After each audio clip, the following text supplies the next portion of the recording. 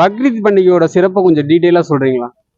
முதலாவதாக உலகத்தில் இருக்கிற எல்லா மத சகோதரர்களுக்கும் பக்ரீத் பெருநாளுடைய நல்வாழ்த்துக்களை எங்கள் தரப்பிலிருந்து தெரிவித்துக் கொள்கிறோம்.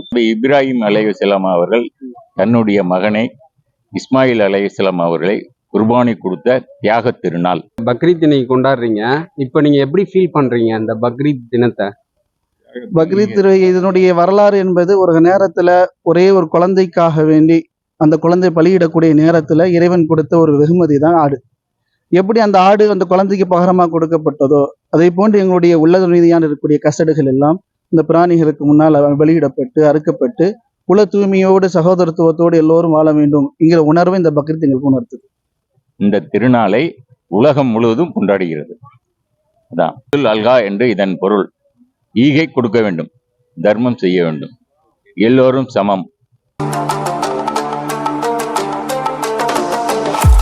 பக்ரீத் அப்படிங்கிறது ஏதோ ஒரு மத சம்பந்தப்பட்ட ஒரு அடையாளம் அல்ல.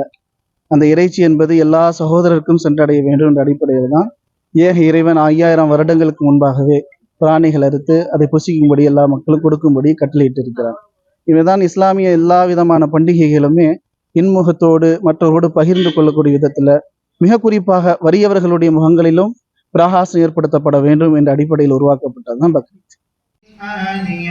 ليس لهم طعام إلا من ضريع لا يسمن ولا يغني من جوع وجوه يومئذ ناعمة لسعيها راضية في جنة عالية لا تسمع فيها لاغية فيها عين جارية فيها سرر مرفوعة وأكواب موضوعة ونمارق مصفوفة وزرابي مبثوثة أفلا ينظرون إلى الإبل كيف خلقت وإلى السماء كيف رفعت وإلى الجبال كيف نصبت وإلى الأرض كيف سطحت فذكر إنما أنت مذكر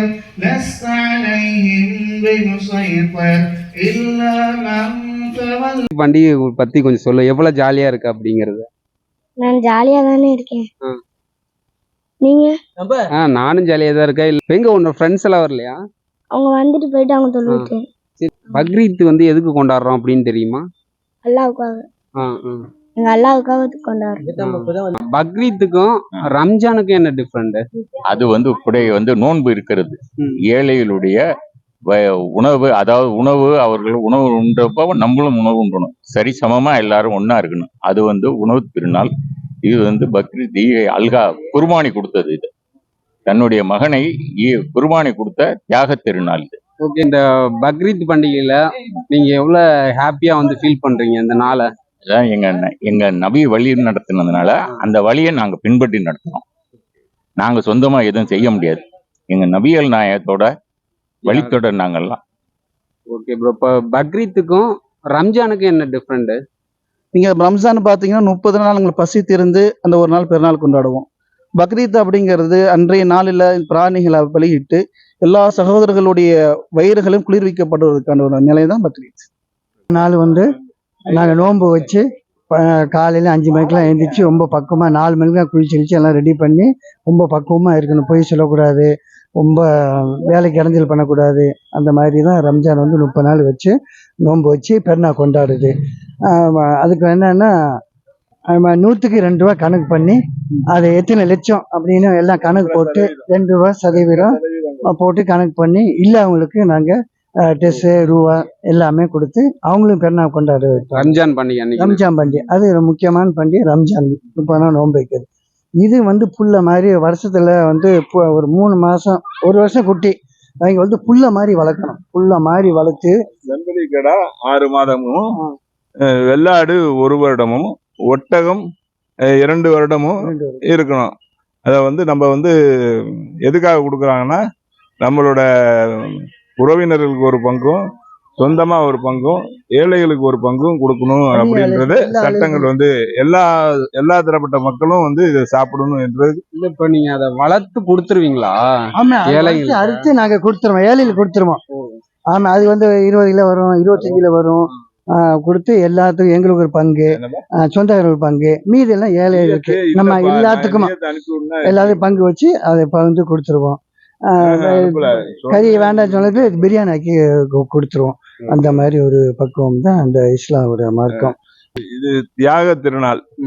தன்னோட குழந்தைய வந்து கனவுல வந்து நீங்க வந்து அறுக்கணும் அப்படின்னு சொல்லக்கூடிய இறை வகி வந்து சொல்லியிருக்காங்க.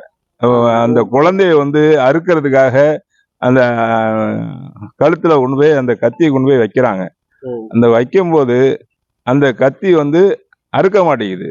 மேல இருந்து ஆடு வந்து கீழே இறங்கி அல்லாஹ் வந்து வகி மூலியமா வந்து இறக்கி அதை வந்து இது பண்ணியிருக்கிறாங்க. அதை வந்து என்ன பண்றாங்கன்னா அந்த கத்தியை வந்து அறுக்கலேன்னு தூக்கி போடுறாங்க. மர்வா மலைன்றது மலையை அப்படியே தூக்கி போட்டதுல ரெண்டாவே பொழந்துருச்சு. அந்த அந்த பாறையானது ரெண்டா பொழந்துருச்சு. அந்த கத்தி அவ்வளவு ஷார்ப்பானது. அந்த குழந்தைய அறுக்கல. ஆண்டவன் வந்து கனவுல வந்து சொல்லியிருக்காங்க, நீ அந்த உன் குழந்தைய அறுக்கணும் அப்படின்றது சொல்லியிருக்காங்க. அதை வந்து குழந்தைய அறுக்கிறதுக்கு கத்தியை எடுத்து கழுத்துல வைக்கிறாங்கன்னா அறுக்க மாட்டேங்குது. அப்போதைக்கு வந்து ஆடு வந்து கீழே இறங்குது. இந்த ஆட்டை குழந்தைய அறுக்காதீங்க, என்னோட கட்டளை நீ முழுமையா ஏத்துக்கிறியா இல்லையா அப்படின்றாங்க. அதுதான் வந்து தியாக திருநாள்ன்றது. இன்னைக்கு தியாக. ஹலால்னா என்ன பாருங்க, ஹலால் அப்படிங்கிறது இந்த மார்க்கம் வகுத்து தந்திருக்கிற ஒரு அளவுகோல். எப்படி நம்ம கை காலுக்குன்னு ஆடைக்குன்னு ஒரு உருவம் இருக்குது. காலுடைய உருவத்தை எடுத்து கையில போட முடியாது, கையுடைய உருவத்தை எடுத்து காலில் போட முடியாது ஆடைகள்ல. அதே போன்றுதான் பிராணிகளை சாப்பிடுவதற்கு கூட இதை சாப்பிடணும் இதை சாப்பிடக்கூடாதுன்னு சொல்லி எங்க இறைவன் கட்டளையிட்டு இருக்கிறான். அந்த எதை சாப்பிடுங்கிற முறைக்கு சில ஒழுங்குமுறைகள் இருக்குது. அவனுடைய பெயர் சொல்லி அறுக்கப்பட்டு இருக்கணும், அது ஆகமாக்கப்பட்ட பிராணியாக இருக்கணும். எல்லா பிராணிகளும் சாப்பிட முடியுமானா சாப்பிட முடியாது. அப்படி அவன் ஆகமாக்கப்பட்ட அவங்க காட்டி தந்திருக்க வழிமுறைகளை பேணுவதற்கு பெயர் தான் ஹலால். இந்த ஹலாலோடு ஒரு பிராணி அறுக்கப்பட்டு இருந்துச்சு, இறை பெயரோடு அறுக்கப்பட்டு இருக்கு அப்படின்னு சொன்னா அது எல்லா முஸ்லீம்களும் சாப்பிடலாம். மற்ற உணவுகளை சாப்பிடக்கூடாது என்பது தடை செய்யப்பட்ட ஒன்று.